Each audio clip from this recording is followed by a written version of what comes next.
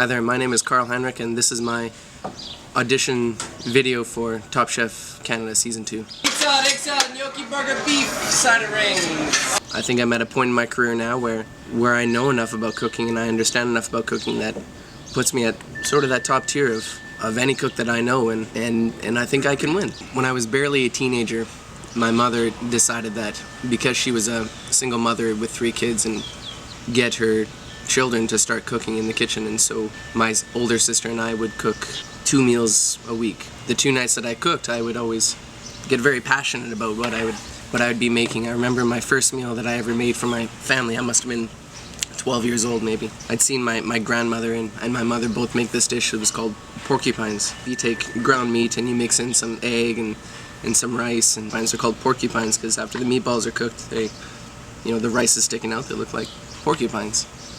Really comfort food, really home-style dish, and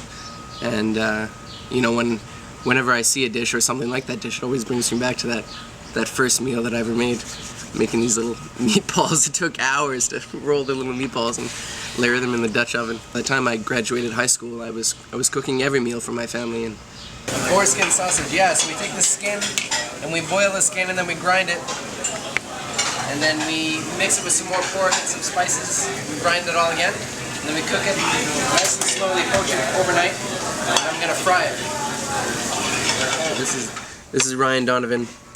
Ryan's a good friend of mine. We worked together at Marvin Restaurant. Ryan and I met around 8 years ago. We went to the Stratford Chef School together. I walked in and saw Carl, and he was 17, 18 years old, 100 pounds soaking wet. All his knives, like the nicest knife roll I've ever seen. This guy had fish spatulas, like equipment that I didn't know. That was amazing. He was ready to go with Sharpies in his pocket.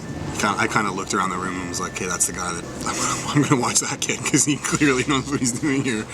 And yeah, I don't know, Carl and I quickly became friends. I think he definitely illustrated to me that he had a skill set that was something I wanted to learn more about.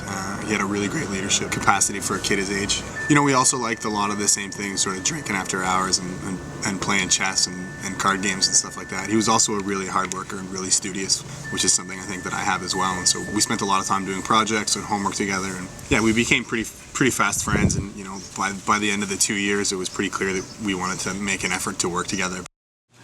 We get whole animals in all the time. Earlier this week we got this cow, we got a lamb as well. Next week we're going to get a couple pigs. But beef, I'd say we get about 20 head a year, so it's about two sides every 3 weeks.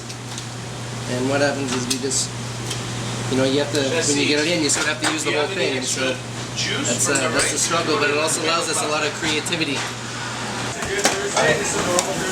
This is a soft polenta. How about this season here? We got some radish leaves, just wilted here, asparagus, trail of wild boar. This is a cotechino, or a boar skin sausage. Okay. Boar belly and boar loin. This is radish and celery. That's for the boys? Yeah, that's for the boys. Oh, Lee, you guys are loving life right now. Loin, nice and medium. The belly, just like that. On top, we're gonna have a little sauce here, sort of a tomato and pickled ram sauce. It's a little reduction from pork stock here.